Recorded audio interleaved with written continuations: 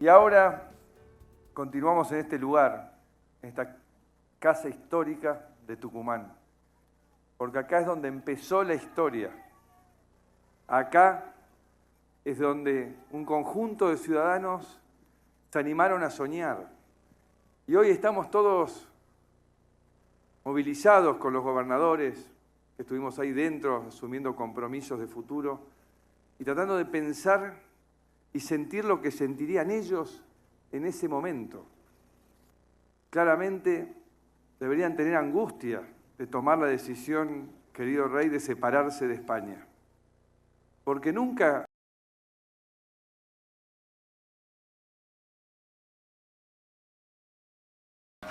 Soberanía. Asimilable a la autodeterminación, a la potestad de un pueblo de decidir sobre su propio destino o controlar sus propias fronteras, recursos y territorios. En tiempos en los que los mercados abiertos se presentan como el paradigma y pareciera que las fronteras abiertas hacen que todos seamos soberanos del mundo o ciudadanos de ese mundo que es un patrimonio de la humanidad, resurgen los debates. ¿Qué es ser soberano? ¿Qué implica que un pueblo tenga soberanía sobre su territorio? Estos debates, que en tiempos de modernidad líquida, en tiempos de apertura comercial, en tiempos de valorización financiera, parecieran caducos, adquieren otro significado en épocas de competencias por recursos, guerras, grandes crisis migratorias o deportaciones masivas de población. ¿Qué es ser soberano en un tiempo como el que nos toca vivir? Buena pregunta. Empezamos de la filosofía, la madre de todas las ciencias. Me parecería muy interesante señalar que la etimología latina de soberanía, ¿no? que superanus, significa un poder que está por sobre todo lo demás, ¿no? Un poder superior. Y el concepto de soberanía, que con otras palabras ya se pueden rastrear en las filosofías antiguas, en algún punto siempre estuvo vinculado palabras más, palabras menos, no solamente con la teoría política y la teoría de la acción política, sino también con una cierta concepción en torno a la supervivencia de un pueblo. Es decir, si bien nosotros estamos acostumbrados a pensar o discutir lo soberano en términos más politológicos, más sociológicos, más históricos, cierto es que hay una sustancia perenne en esa noción que se mantiene, que es profundamente vitalista y que tiene que ver con que un pueblo sobreviva, sobre todo en un tipo de existencia que desde las antiguas tablas sumerias hasta hoy sigue siendo una existencia hostil, una existencia que disputa territorio, que disputa recursos, una existencia donde un pueblo se impone sobre otro.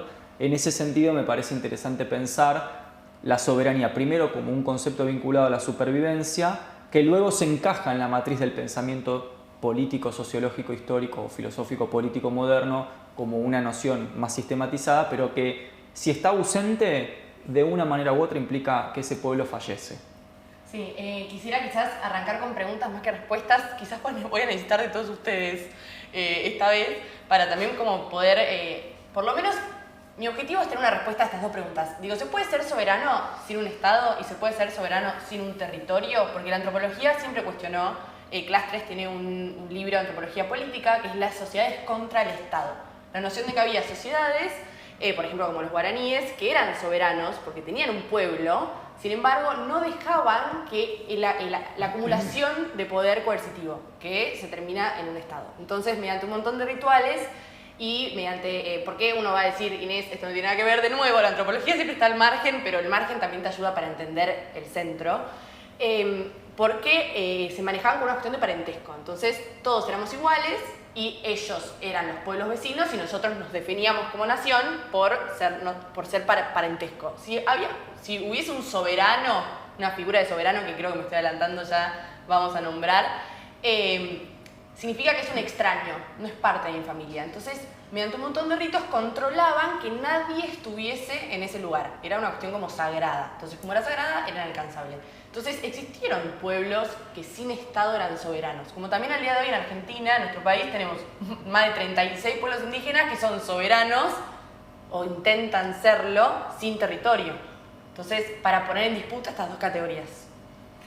Me parece que también hay la soberanía es clave para poder entenderla, pensar algunos elementos que la componen, ¿no? Primero la idea del ser nacional, ¿no? O sea, toda soberanía, y no lo digo en un sentido del nacionalismo, digo que toda soberanía implica un ser que tiene cuestiones comunes, un ser colectivo, ¿no? La segunda cuestión es que toda soberanía parte del conflicto, es decir, para haberse constituido como soberanía es porque previamente tuvo que dejar o confrontar a otro que no quería que se construya esa soberanía, es decir, toda soberanía tiene un nosotros y un ellos. Es imposible sentirse soberano, o sea, no es algo universal como en otras cuestiones. Es decir, toda soberanía tiene una particularidad. Este pueblo tiene estas características, que son elementos particulares que lo difieren de otro pueblo.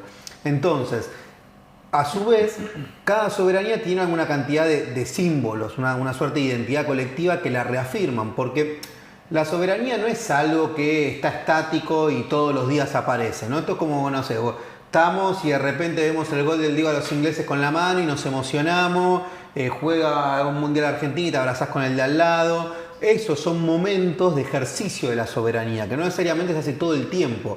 Pero me parece que es interesante pensar esta idea de que para que exista soberanía tiene que haber un ser colectivo que tenga elementos comunes, Ine hablaba de ritos, yo le agregaría símbolos comunes, y además de pensar que toda soberanía es un proceso conflictivo porque implica un nosotros y un ellos. Cuando alguien te quiere quitar la soberanía, uno podría decir que ahí realmente se pone en juego hasta dónde vos estás dispuesto a defender esa soberanía que vos construiste, hasta dónde ese colectivo es tan fuerte, porque muchas veces ha pasado en la historia también de soberanías artificiales, ¿no? Que se han armado cuando sale de la balcanización, por ejemplo, ¿no? Cuando viene un Estado imperialista y de repente mete leña para que un pueblo se construya como algo que en realidad no es. Y ahí eso después es como el gigante con pies de barro, cae rápidamente. Por el contrario, las soberanías que perduran a lo largo de la historia son las soberanías que se reinventan y que de alguna manera logran captar tradición y costumbre, pero a su vez se van resignificando permanentemente cuál es ese sentido colectivo que los ata. También hay un punto donde la pregunta que traía Ine es, bueno, también se alcanza la figura del Estado para asegurar una soberanía en un mundo globalizado y en un mundo con organismos multilaterales que están por encima de los estados nacionales, pero donde claramente hay un peso relativo distinto de los estados en relación al norte global, sur global o la categoría que querramos usar. Por ahí en economía se usa mucho el término de soberanía para pensarlo desde los recursos, ¿no? Como, bueno, soberanía alimentaria, soberanía energética, pero también está bueno pensar la soberanía en términos de, bueno, cuánto poder efectivo tenés como Estado, como nación, de independencia en relación a los otros poderes, ¿no? En términos financieros, por ejemplo, con todo lo que son los mecanismos de deuda, sobre todo para países de América Latina en general y para la Argentina en particular. Creo que el concepto de soberanía nos puede servir un poco para pensar ese horizonte donde en algún punto lo que se busca es garantizar una independencia por fuera de esos poderes transnacionales. Bueno, en ese sentido hay un punto central, creo yo, en la cuestión de conflicto y soberanía. Un autor que ya hace casi 5 siglos, 4 siglos y medio, hablaba de la cuestión de la soberanía, era Jean Bodin, en el contexto de las guerras de religión en Francia, una serie de guerras civiles que habían amenazado con la destrucción de todo el edificio institucional del Reino de Francia. Y se empezó esta idea del poder indiviso, que es el que terminarán ejecutando los reyes absolutistas, ¿no? Esta idea de que, bueno, la monarquía por derecho divino, el rey tiene un poder absoluto que emana de Dios. Creo que el elemento central, el cambio central, estructural para pensar la actualidad, nuestro concepto moderno de soberanía, es necesariamente la Revolución Francesa y la implantación de la idea de que solo la nación es soberana y tiene derecho a darse gobierno, a autodeterminarse. Me parece muy interesante cómo a lo largo de los ciclos de las revoluciones burguesas, esa primera oposición surge como hecho fundacional del Estado Nacional. En Argentina es la guerra de independencia la que va a terminar forjando, primero frente al poder monárquico colonial y a posteriori en el marco de las disputas de las guerras civiles, entre proyectos enfrentados, la idea de un Estado-nación argentino cuando todavía no existía una nación. En ese sentido, lo interesante, creo yo, es que en Argentina, por ejemplo, vos tenés un proceso por el cual el Estado crea progresivamente a la nación, a medida que a su vez va determinando sus propias fronteras, sus instituciones y su marco jurídico institucional. Claro, igual en lo que decía Nahuel es interesante pensar, bueno, cómo se construye nación. Porque vos podés decir, bueno, hay símbolos comunes, no sé, Boca ahora jugando en Brasil, esas cosas, pero también fue muy conflictivo en Argentina y en todas las partes del mundo determinar la nación. Anderson dice que es una comunidad imaginada la nación. O sea, vos podés decir, sí, este es mi mapa, pero tenés que imaginarte al otro que no conoces en un determinado territorio. Y esa imaginación justamente se da por delimitar, como bien decías, un ellos y nosotros, pero por también sobre todas las cosas, alguien que vos tenés que poder instalar un relato que te explique el pasado y el futuro inminente. Entonces, vos necesitas ese ser del pasado que te construye la nación, que en este caso fue la cosa gauchesca, una vez que los gauchos no estaban en el poder. Primero era el indígena, ¿no? Que lo bastardearon por todos lados. Una vez que se extingue, entre comillas, ¿no? Muchas. El indígena pasa a reivindicar el gaucho, que el mismo Sarmiento decía barbaridades sobre los gauchos. Y después nuestro Estado-Nación reivindica lo criollo, la cultura criolla en la nación. Entonces, hasta el día de hoy uno dice, bueno, vas a un aeropuerto que tiene toda cultura criolla. Entonces, la nación no es algo tan fácil como decir, bueno, genial, soberanía para el pueblo. Porque también incluso la noción del pueblo es a veces una colonización. Entonces, es difícil delimitarlo. En Alemania se usó el folclore del campo y en Gran Bretaña la industria de lo que viene. O sea, o se usa el futuro o se usa el pasado. Pero siempre hay un mecanismo por el cual se instaura una idea de nación que lejos está de ser la que vive tangencialmente el pueblo. Yo no perdería de vista en la lectura geopolítica de esta actualidad, es decir, en un escenario actual que nos enfrenta al paradigma de Estados-Nación versus globalismo, por ejemplo, que desde mi punto de vista creo que el concepto de soberanía, entendiéndolo en este sentido amplio de, por un lado, una soberanía cultural, también un anclaje territorial, una soberanía económica, tecnológica y científica, identitaria, etc. Esa noción de soberanía que, como decía Pablo, adviene de las tradiciones de la conformación del Estado-Nación e incluso antes también, porque Hobbes ya hablaba del soberano 100 años antes de la Revolución Francesa, e incluso hablaba de la soberanía como el Estado soberano es el que también es capaz de hacerle la guerra a otro Estado, esa tesis que va a retomar Carl Schmitt, ¿no? Entre amigo y enemigo, definiendo lo soberano. Me parece que esa concepción de soberano como algo que asegura la vida de un pueblo a través de su poderío o su fortaleza en este sentido multidimensional que estamos pensando, incluyendo el poderío militar, central para pensar la soberanía en un mundo hostil, va totalmente en contra o es incompatible con las lecturas progresistas, liberales o multiculturales que hoy están ganando batallas culturales que desde mi punto de vista caen de los lados antisoberanos o contrasoberanos. Sé que es políticamente incorrecto lo que estoy diciendo. Igual me gusta desarrollar que está. Pero me parece que la inserción de ciertas líneas progresistas de raíz sajona, por ejemplo en Hispanoamérica, que vienen en nombre de los multiculturalismos o las aperturas indiscriminadas y permanentes de lo cultural, lo territorial, etc., justamente lo que hacen es licuar esa condensación sustancial que es lo más propio de los soberanos, que es la singularidad. O sea, lo que define los soberanos no solamente la autodeterminación, como decía Pablo, es decir, la capacidad de un pueblo de darse a sí mismo la propia ley y sobrevivir a partir de darse la ley, sino la singularidad.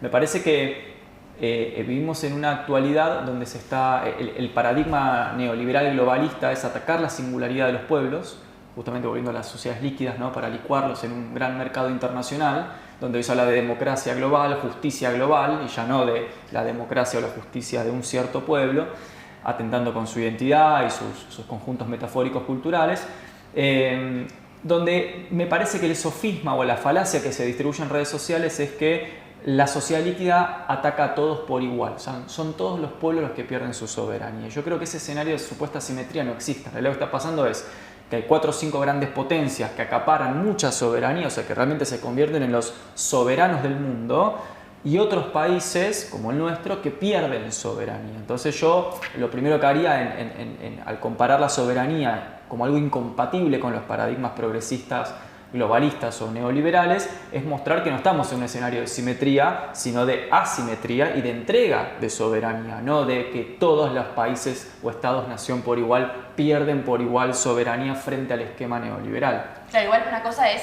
singularidad y otra cosa es generalización, ¿o no? Es exactamente lo contrario. Por eso, claro. O sea, singular no significa un todo homogéneo. No, significa una especificidad, claro, que puede ser múltiple. Eso. Sí. Yo también creo que vivimos en un mundo que es tan dinámico que por ahí hace 4 años hubiese dicho sí, estamos ante eso, y ahora veo un mundo mucho más multipolar y menos globalista de lo que era antes de la pandemia. Como que había posiciones también con una hegemonía o una soberanía más grande, sobre todo de Estados Unidos en el bloque occidental, y creo que en este mundo de mayor conflictividad y donde ya no hay un polo o dos polos, porque incluso ya no es solo Estados Unidos o China, sino que también empiezan a tener peso otras naciones, otros estados como la India y algunos todavía más lejanos del paradigma occidental. Creo que se vuelve un poco a una idea más, que a veces ya se pierde un poco el eje de soberanía y se vuelve a unos recorridos más nacionalistas que para mí son riesgosos. Sí, son riesgosos por cómo se fueron desarrollando en la historia, no solo argentina, sino del mundo. Y ahí me parece que está bueno ampliar un poco la idea de soberanía también en términos de regiones. O sea, como bueno, hay soberanías que pueden exceder las fronteras nacionales y que puede ser una soberanía más latinoamericana o una soberanía más que busca defenderse ante otras, o sea, que obviamente que sigue atada a la idea de conflicto, pero que no se limita únicamente a la frontera nacional de esos países. Sí, pues para mí tenemos como dos grandes problemas, ¿no? Uno con el que, por ejemplo, tuvo que lidiar muchas veces el marxismo, que es, bueno, cuando había guerras entre países por la soberanía, la lógica del internacionalismo, la idea de, bueno, somos todos trabajadores y nos estamos matando entre trabajadores, al fin de cuentas por una guerra de recursos que después terminan capitalizando los sectores dominantes del capital, ¿no? Digo, hay una fuerte discusión. Incluso a mí yo me acuerdo del texto, esto que está muy vigente, la guerra entre Rusia y Ucrania. En un momento Lenin escribe un texto respecto a qué había que hacer con Ucrania, ¿no? Y había como dos tesis dentro del partido bolchevique, una que decía, no, bueno, imposición, Unión Soviética, te anexás como sea, y otra que decía, no, hay que respetar cierta autodeterminación, ¿no? Como voy con esto, con la idea de que no es un debate que es muy interesante, es muy apasionante, porque o sea, vos tenés dos temas. La primera, cómo ejercés la soberanía, y la segunda, cómo la ejercés cuando vos partís también, por ejemplo, si hay una práctica colonialista, ¿no? Hay un autor, que es un sociólogo peruano, se llama Quijano, que dice la diferencia entre colonialismo, colonialidad y descolonización, ¿no? Él dice, una cosa es el colonialismo como la práctica de la invasión, es decir, te sacaron el territorio, la conquista, por decirlo de una manera pura, material. Pero después aparece la colonialidad, que es un tipo de pensamiento que Jauretche después también lo va a llamar como inteligencia de las élites, que es un tipo de pensamiento en el cual vos, entre comillas, de forma voluntaria, vas entregando tu soberanía, ¿no? Esta idea del mayor éxito de la dominación es cuando el dominador colabora con su propio proceso de dominación. Entonces la vas entregando. Y entonces lo opuesto, la pregunta es, ¿uno puede ejercer soberanía si está en una situación asimétrica? Si está en una situación, por ejemplo, de centro-periferia, o en todo caso, sí o sí te tenés que descolonizar para poder pensar en esa soberanía. Digo porque hay algo que, y con esto cierro para no monopolizar la palabra, pero que hay una crítica que hacen sobre todo muchos autores latinoamericanos, incluso la hacía Mariátegui, que es esta idea de decir, che, ojo, que las grandes potencias nos ponen a nosotros como todo bien con la soberanía educativa, cultural, pero no con la soberanía de recursos. Entonces vamos a la escuela, cantamos el himno, somos soberanos y pensamos que eso es soberanía, pero acá hay un límite. A la hora de que vos quieras tener tu propia industria, tus propios recursos, se acabó la soberanía.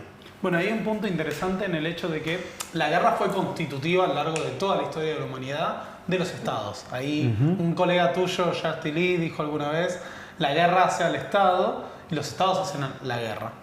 En ese sentido, a lo largo de la conformación del mundo moderno y hasta la Segunda Guerra Mundial, te diría que la cuestión central con la soberanía era el ejercicio de la guerra, la delimitación de las fronteras. Y así el mapa del mundo se fue reacomodando. Tuvimos la decolonización, la emergencia de estados independientes. Y diría que la soberanía renace como otro problema a partir del diseño institucional de Potsdam, de Bretton Woods y todo el proceso que sigue la Segunda Guerra Mundial, que lleva a lo que es la tecnología de gobierno actual. La Organización de las Naciones Unidas, el Banco Mundial, el Fondo Monetario Internacional, el GATT originalmente, que después será la Organización Mundial del Comercio.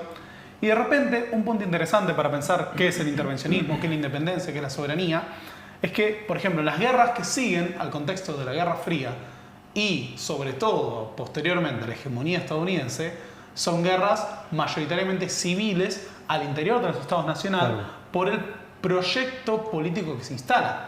O tenemos las intervenciones armadas, el favorecimiento de golpes de Estado, las, entre comillas, guerras secretas, guerras sucias o Black Ops de Estados Unidos para voltear gobiernos con el objetivo de perseguir distintos intereses políticos, de influencia, económicos. Ahí sobre todo diría que hoy en día, sobre todo el paradigma de qué es soberanía, más allá del control territorial, excepto y algunos casos puntuales, pasa a estar marcado por esto. ¿Qué tan independiente es un Estado que está condicionado por un organismo financiero internacional o que tiene una gran potencia exterior interviniendo en su política interna? O que, por ejemplo, no goza del control de sus recursos porque estos son explotados por grandes empresas multinacionales. De hecho, en este contexto, si bien han pasado algunos meses, en África toda la crisis del Sahel estuvo vinculada también a el neocolonialismo que todavía ejercen las empresas francesas que explotan los recursos mineros y también la presencia militar francesa. Estamos hablando del siglo XXI, estamos en 2023 y ese es un elemento constante. Es verdad, y pienso si estos neocolonialismos, que a veces también nos cuesta mucho, quizás por una especie de pensar que superamos esa etapa, ¿no? Como nos cuesta mucho a los argentinos a veces entender que somos un país tercermundista, colonizado, porque nos olvidamos de esas cosas y después los presidentes dicen que venimos de los barcos. Digo, hay una cuestión en donde efectivamente quizás asumirse, como bien decía Nahuel, como un colonizado te ayuda también a entender, a luchar con esa por tu soberanía, ¿no? Con esta idea de, bueno, hay una fuerza, porque si no, no quiero caer en el pesimismo de que, bueno, los países periféricos no pueden ser soberanos. ¿Cómo se regula? Entender la condición desigual que tenés con poder luchar también con tu soberanía. Ahí me gusta que justo estas palabras de esta discusión ocurre un día después de la muerte de Enrique Dussel, que fue ayer, que gran filósofo de la decolonialidad, el creador de la filosofía de la liberación, etcétera, que una de las primeras cosas que quiso hacer como filosofía de la liberación del pensamiento incluso fue discutir el concepto de centro y periferia, ¿no? Esta idea de que hay un centro que es en Europa y el resto del planeta es la periferia. Qué interesante cómo en este momento estamos asumiendo precisamente la periferia, que es lo que, digo, volviendo a esto del dominado que ayuda con su dominación, yo lo primero que haría es sacarnos de encima la idea que somos periféricos. Y en relación a... O sea, sacar... Sí, no como identidad, pero en el fondo económicamente lo somos. Pasa que cuando uno dice económicamente y no como identidad... No te define como si lo estás separando casi... y se mezcla. No, y por ahí en todo caso ahí se puede hablar más de dependencia o independencia. Claro, exactamente. No tanto de un Sí, centro es y verdad, una periferia. Exactamente, y pienso en la importancia, yendo sobre todo para mí, desde mi punto de vista, la soberanía es algo estrictamente territorial, material y económico, digo, volviendo a esto de la dependencia económica. ¿Qué importancia es la industria, ¿no? O sea, que para sostener una posición soberana, es decir, que un Estado-nación tenga poderío, potencia y capacidad de supervivencia en un mundo hostil, si justamente lo soberano es lo que es contrario a la dependencia económica, a la prebenda económica y a las situaciones extorsivas a las que esa prebenda económica lleva a un Estado-nación, digo, volviendo a esta tesis peronista de que no se puede pensar la soberanía sin una espalda industrial que te permita justamente disputar esas dependencias económicas, ¿no? Pienso en la actualidad, porque si bien capaz uno dice, bueno, estamos hablando de ideas que tienen ya 80, 90 años, en la actualidad, si uno mira las potencias en términos geopolíticos, son potencias que justamente establecen lazos de dependencia económica, o sea, de someter a otros países a la dependencia económica, precisamente porque el reservorio industrial queda de su lado. Esta es una conversación que ya hemos tenido en otro episodio, pero para mí es sumamente importante pensar, no solamente que no somos soberanos porque consumimos Netflix y los yanquis no consumen cine arte, lo cual es evidente y evidentemente somos colonizados en ese sentido también, o que festejamos un mundial pero no podemos reclamar los derechos 4 millones de tipos en la plaza, evidentemente, sino la importancia realmente que un Estado se haga cargo de producción de sostenimiento de soberanía en la medida de una generación de una industria capaz de acompañar económicamente ese plano soberano, ¿no? Sí, no solo industrialmente, sino también creo que en el mundo que estamos transitando con crisis que tienen que ver con energía, con alimentos, con lo que normalmente se dice commodities, pero que al fin y al cabo son los bienes que necesita la humanidad para sobrevivir, también es importante entender, bueno, qué lugar estratégico tiene Argentina en su producción de alimentos y de energía y de minerales. Si bien tiene una industria que en términos relativos no es tecnología de punta, eso está clarísimo, sí tiene una posición estratégica de cara a cuáles son los recursos más relevantes para la época que se viene, y ahí viene la defensa de esos recursos y quiénes son los dueños de esos recursos, y ahí también entra un poco la tensión de la soberanía de quién, porque es de Argentina, es de las provincias, es de las empresas que los explotan, de qué manera, como hay un montón de preguntas que hacen a, bueno, ¿cuánto de esa riqueza que se hace en suelo argentino queda efectivamente en Argentina y qué potencia le da en esa dependencia e independencia? Sí, yo capaz también agregaría que hay una especificidad en nuestro país que, bueno, igual obviamente es muy discutible lo que digo, pero que nosotros no tenemos una burguesía nacional a lo clásico, ¿no?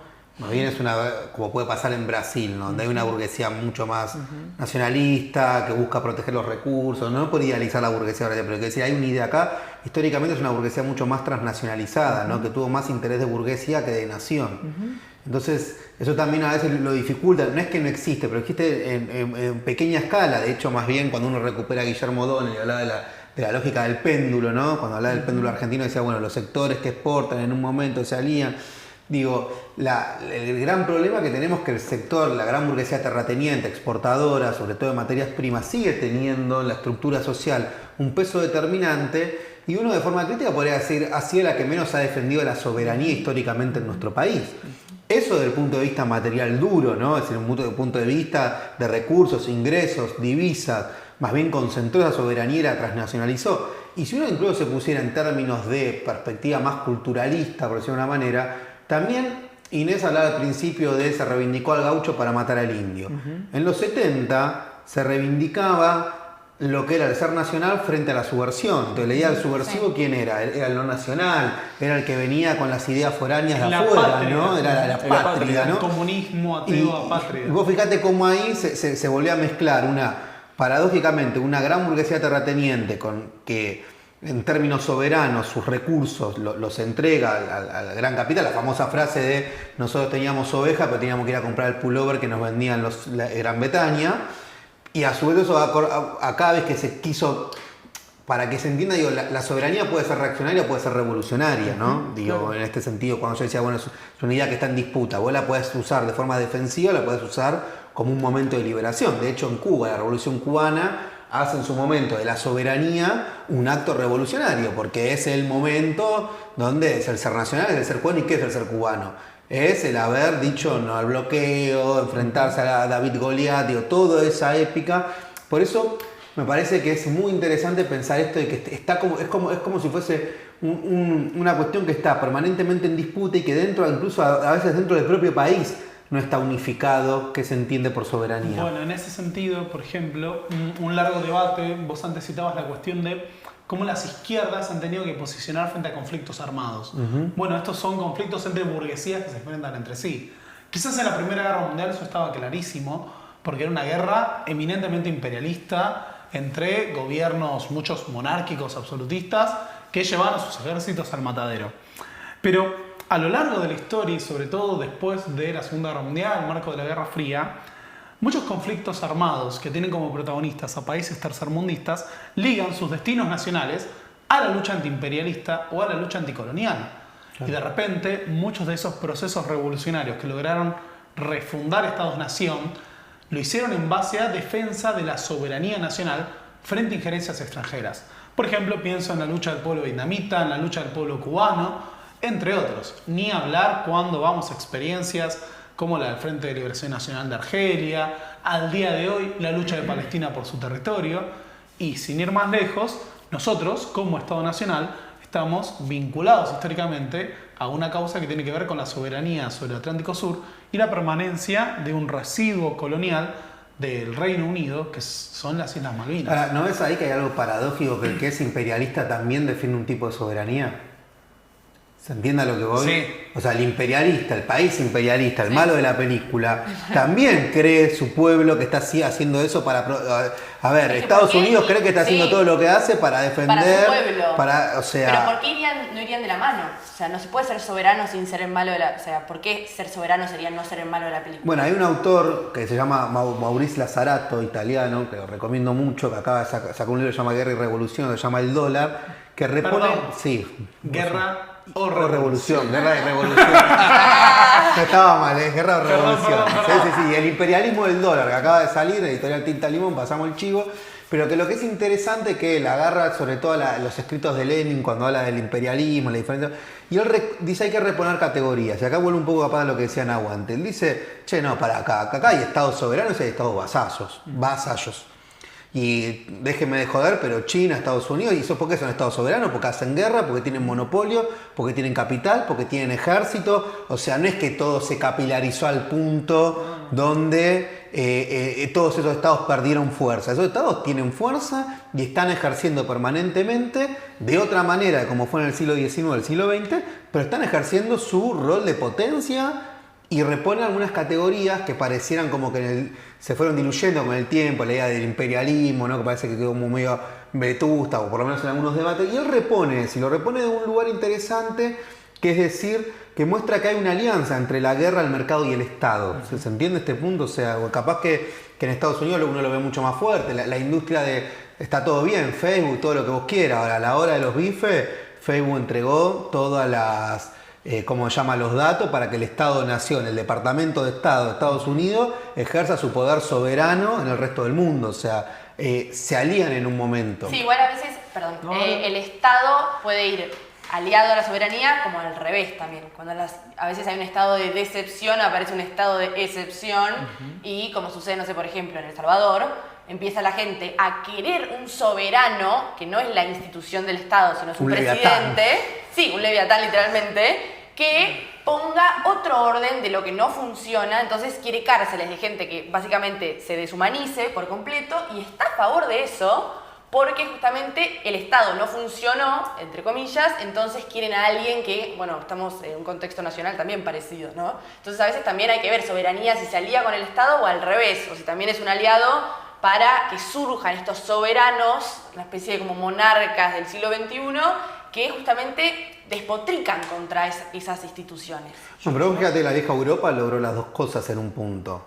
Es decir, arman la Comunidad Europea, una identidad regional, y a su vez Francia siguió siendo Francia, Alemania, más allá de la disputa con las inmigraciones, pero quiero decir, como que uno dijera, estaba la soberanía de los países, pero es como si nosotros hubiéramos armado en América Latina el UNASUR, pero no haya quedado solo una cuestión administrativa burocrática, sino en una nueva identidad. Igual es interesante para mí también cómo pesa más la parte de identidad y de soberanía en ciertos grupos poblacionales y no tanto en otros. Esta idea de una burguesía nacional que tenga, más aprecio o esté más atada al territorio es cada vez más lejana en esta globalización y en esta idea de que el capital es internacional y el capital se guarda en guaridas fiscales. Eso lo hacen los ricos de Argentina, que salió tercero en el Panama Papers, o sea, no somos ni ahí la tercera economía del mundo, pero somos la tercera en la guarida, en el paraíso fiscal de Panamá, y lo hacen las clases altas europeas y las clases altas estadounidenses. Entonces hay una transnacionalización de las clases altas y por ahí lo que se pide a veces es una soberanía mayor en los grupos que necesitan más de esos estados y de esa nación más fuerte. Yo quería agregar en el marco de esta discusión algo que me parece que es como muy tabú tocarlo en Argentina y no así en otros países que encaran estos mismos debates, que es el rol que las Fuerzas Armadas ocupan justamente en esta discusión. Acá en Argentina, gracias por supuesto a la experiencia permanente de dictadura que ha atravesado el país en el siglo XX, con tantas dictaduras y la última sobre todo terrorífica, quedó instalada la idea de que introducir la variable de las Fuerzas Armadas en esta discusión es, queremos ser pro milico, pro dictadura, etc. Y a mí me parece que si justamente somos coherentes con lo que estamos diciendo, siento que es muy importante la revitalización de las Fuerzas Armadas, en el buen sentido de la palabra, en el sentido de defender el territorio, en el sentido de justamente proveer eso que deberían haber provisto y no lo otro. Y digo esto porque no me parece menor, no solamente por la discusión sociocultural, sino por las políticas de gobierno efectivas. Por ejemplo, acá en el último, en lo que fue el kirchnerismo, por ejemplo, previo incluso al macrismo, la política de desincentivar las Fuerzas Armadas, de desinvertirlas o incluso poner a la sociedad en contra, ¿no? Por supuesto, hablando en relación a lo que fue la dictadura cívico-militar del 76, con esa narrativa, para mí es un error de cara al futuro, porque estamos atravesando un mundo cada vez más hostil, un mundo realmente cada vez casi más beligerante minuto a minuto, donde nuestros propios vecinos del cono sur se arman permanentemente, Chile invierte en maquinaria militar permanentemente, Brasil lo mismo. Digo, me parece que tenemos que romper esta lógica de que si decimos Fuerzas Armadas, entonces somos pro dictadura, porque es no comprender la importancia central. Porque si ser soberano es hacer guerra o defender el territorio, no van a ir los intelectuales marxistas a hacer esa guerra, ni los economistas, ni los filósofos, van a ir las Fuerzas Armadas. Entonces, para mí, de cara a las propuestas de gobierno venideras, no estaría mal no solamente reinvertir en las Fuerzas Armadas, sino solamente generar ciertos lazos de valorización cultural que creo que son importantes y que las mismas Fuerzas Armadas vienen tratando de hacerlo a partir de la promoción y divulgación de actividades a cielo abierto con la gente, digamos, tratando de acercarse a la sociedad y empezar a romper esta lógica de que si es milico es dictadura y es facho, porque no es así, ¿no? Digo, me parece que es central en la discusión de la soberanía. Estoy totalmente de acuerdo y además responde a otra temporalidad histórica. En otra época hablar de reconciliación podría resultar muy duro pensando en el vínculo entre sociedad, Estado y Fuerzas Armadas. Pero han pasado 2 generaciones desde la última dictadura en el sentido, por ejemplo, de formación militar, y pensar en las Fuerzas Armadas a partir del concepto de soberanía resulta central, no solo de cara a, bueno, ese vínculo con lo nacional, con lo patriota, sino también, por ejemplo, la defensa de nuestros propios recursos. En estos años se aprobó el mapa bicontinental de la Argentina que reconoce la soberanía sobre el Atlántico Sur y sobre una plataforma marítima mucho mayor de la que en general vemos en los mapas que tenemos naturalizados, lo que convierte a Argentina prácticamente en una nación bicontinental, prácticamente oceánica y sobre la que tiene una superficie marítima muy amplia que defender. Y eso no podría hacerse sin Fuerzas Armadas capacitadas, entrenadas y con control efectivo del territorio para defender los recursos, que en este concepto moderno, si queremos, de la soberanía, son centrales para el desarrollo de nuestro propio pueblo. Sí, pero para mí ahí también es clave en esta idea de recuperar un pensamiento nacional y un ser nacional, que el problema nosotros tenemos que las Fuerzas Armadas han sido adoctrinadas bajo la lógica del enemigo interno permanentemente. E incluso después de la dictadura, durante los 90, la lógica del conflicto social, ¿no? Por eso cada vez que aparece algún exponente de derecha, digo, Patricia Bullrich, el propio, es, bueno, vamos a sacar la Fuerza Armada a la calle, ¿no? Entonces ahí hay que hacer es un giro copernicano que dice, las Fuerzas Armadas no tienen que estar para ningún asunto interno, las Fuerzas Armadas tienen que estar para la defensa frente a amenazas, se entiende, externas, digo, la pesca ilegal en la cuestión marítima, la Antártida, los sectores estratégicos de desarrollo de nuestro país, porque si no, inmediatamente, y ese no es un problema de las Fuerzas Armadas, uno puede decir es un problema de una política de Estado, inmediatamente cualquier gobierno, o el día de mañana, como medio de derecha, te lo utiliza como un recurso más que tiene frente a los cuestionamientos internos que va a tener. Sí. Perdón. Y no solo eso, sino para mí es fundamental pensarlo en términos regionales, porque ahí sí importa las ataduras imperialistas, colonialistas que sigue habiendo en relación a qué podés hacer y qué no podés hacer con el presupuesto nacional, a quién le tenés que comprar armas y a quién no le tenés que comprar armas. Digo, un montón de negociaciones que no están en la lupa de la comunicación, Pero para dar un ejemplo, para que se active el segundo swap con China, nosotros le tenemos que comprar un montón de armamento a China. Claro. Y eso es parte del acuerdo y no se sabe. ¿Y por qué le tenemos que comprar un montón de armamento a China? Bueno, porque son las condiciones que te imponen. Y esa idea de imponerse no le pasa solo a Argentina, sino que pasa en una región donde tenemos mucho más poder relativo dentro de Latinoamérica, que si nos queremos poner a tener una fantasía de que nos vamos a poder defender de las potencias del norte global o mismo de China. Bueno, alguna vez Chávez habló del ejército del sur, hablaba. De hecho, en lo que era la UNASUR funcionaba la idea de un comando unificado para poder coordinar las estrategias de las Fuerzas Armadas. Me gustaría... Ine, ¿vas a decir algo? No, pero te veo con ganas. Me gustaría pensar para otros episodios posteriores o para próximas discusiones de este grupo y con la gente que nos está viendo, cuáles son hoy las ideas políticas y económicas que sin que nos demos cuenta que vienen vestidas de progreso, de libertad, de desarrollo, etcétera, son justamente ideas que van de lleno, ¿no? Atentan completamente precisamente contra la soberanía del pueblo argentino, entendiendo que hablar de soberanía, de pueblo y de nación son tres vectores conceptuales filosóficos del romanticismo, ¿no? Fíjense que los liberales no hablan de pueblo, hablan de sociedad y nunca te van a hablar de soberanía, te hablan del país.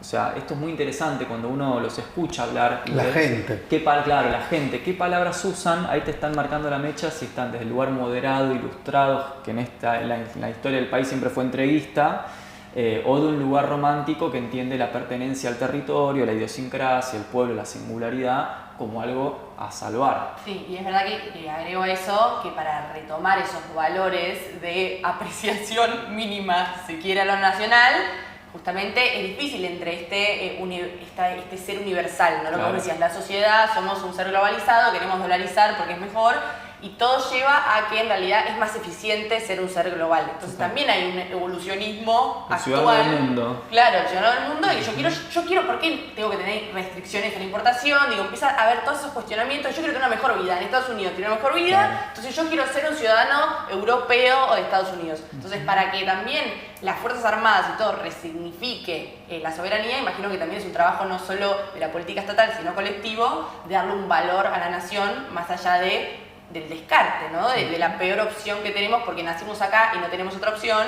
¿Cómo hacemos para que también la economía, en esto te lo dejo, acompañe esa dignidad nacional?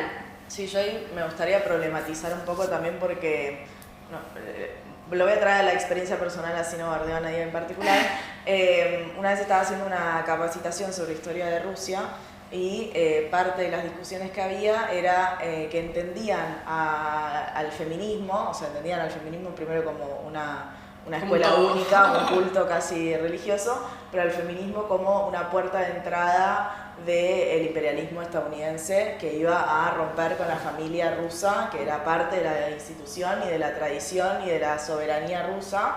Y uno puede entender esa parte de la discusión, pero para mí no hay que perder ciertos universales que tienen que ver con libertades individuales, y obviamente que es un discurso recontra occidental, porque uno dice esto mismo en un país no occidental y tiene otro valor, pero es algo, por lo menos que yo como activista feminista no estoy dispuesta a renunciar a esa libertad individual, porque siempre tiene que ver con la soberanía propia de las mujeres con su cuerpo y con su decisión de reproducirse o no, y si no el Estado es el que te dice, sí, vos te tenés que reproducir porque vos sos parte de las futuras generaciones de nuestro país.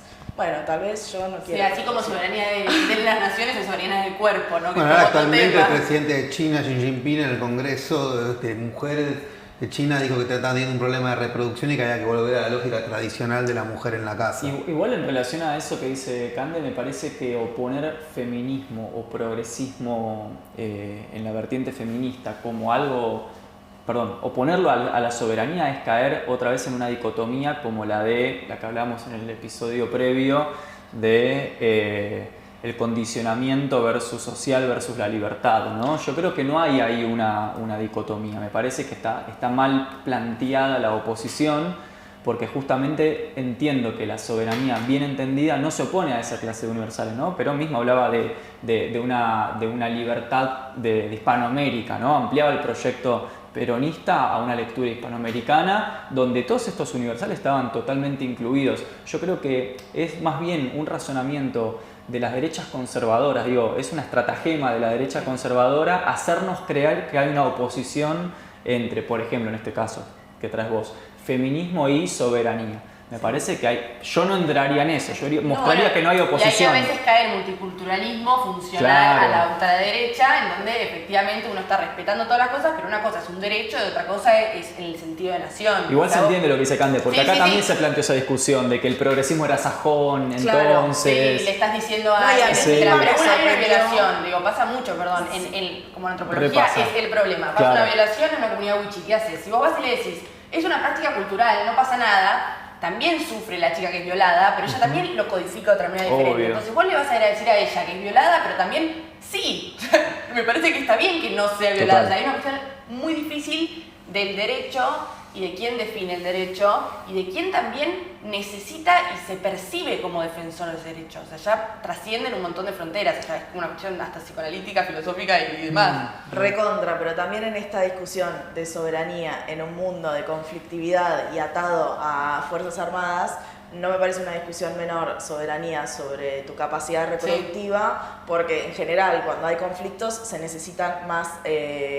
armamento en términos humanos. Sí, se necesitan personas que vayan a la batalla y eso involucra personas que tienen que ser gestadas por cuerpos de mujeres. Entonces es una discusión que está muy metida en que a veces la soberanía de esos cuerpos gestantes termina estando por debajo de la soberanía nacional, ¿no? Como que tienen que disponer su cuerpo como parte de... como soberanías que se van disputando, o sea que no hay una sola soberanía, sino que también conviven. Yo creo que hay que mantener ciertos universales como de estas libertades individuales y peco de occidental y peco de revolución burguesa. Y me la banco. Pero no estoy dispuesta a soltarla. O comprender también que ese concepto de soberanía no puede ir desligado de la autodeterminación del colectivo humano que habita ese territorio. La autodeterminación, pero sí.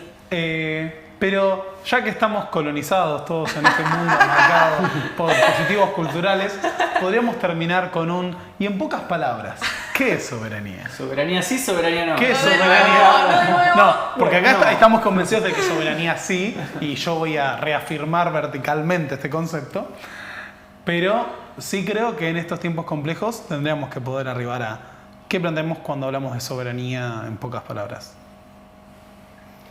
No. Yo quiero después. Yo creo que lo que me llevo de esta conversación es la importancia central de entender que hoy los ataques a la soberanía nacional, por ejemplo la nuestra, no solamente se están haciendo desde el punto de vista externo, sino desde el punto de vista interno. Volviendo al enemigo interno, yo creo que hay enemigo interno. Lo que pasa es que se lo ha categorizado y señalado mal. El enemigo interno existe, es entreguista, es extranjerizante, es el histórico enemigo interno que ha sido cómplice de las dictaduras, de las desapariciones, de la violencia, es el que hoy disputa elecciones, el que se presenta con partidos dentro de las democracias, lo cual para otra discusión también límites y alcances de la democracia, cómo puede ser que la democracia permita gestar en su interior ideas antidemocráticas, ¿no? Digo, para otro encuentro. Yo creo que hay que estar atentos acerca de esas ideas internas que vienen de los enemigos internos que hoy van en contra de nuestra propia soberanía. Pienso, por ejemplo, en la deslegitimación hace unas semanas del CONICET como algo que era una campaña en contra directa de la soberanía científica y tecnológica de este país de parte de los liberales, ¿no? Entonces, yo volvería a la doctrina del enemigo interno, pero recategorizando quién es el enemigo interno, ¿no? Porque se ha señalado el sector social falso en relación a esa lectura. No, yo en breves palabras me quedo con dos cuestiones. Una más de tinte nacional. Yo creo que nuestro país es como, por momentos es muy nacionalista, por momentos no lo es, a diferencia de otros países.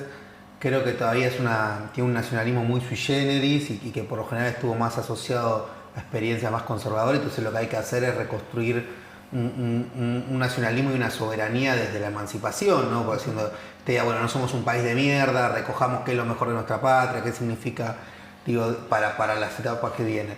Y lo segundo es, yo creo que en los próximos 10-15 años no hay una posibilidad de ejercer una soberanía eficaz, seria desde el punto de vista de recursos, si no es a través de un fuerte bloque regional. Me parece que hay que recuperar la idea de América Latina para grande, pero no en un sentido romántico, sino hasta lo digo en un sentido de la propia supervivencia de muchos de los países que estamos, porque me parece que por más que Argentina el día de mañana sea lo más soberano del mundo, por más que echemos a nuestro enemigo interno, inverso, en este caso la gran burguesía terrateniente, me parece que igual, por cómo está hoy parada la geopolítica, si vos no tenés una alianza regional, o por lo menos con varios de esos países, te va a ser muy difícil en las disputas geopolíticas que se vienen.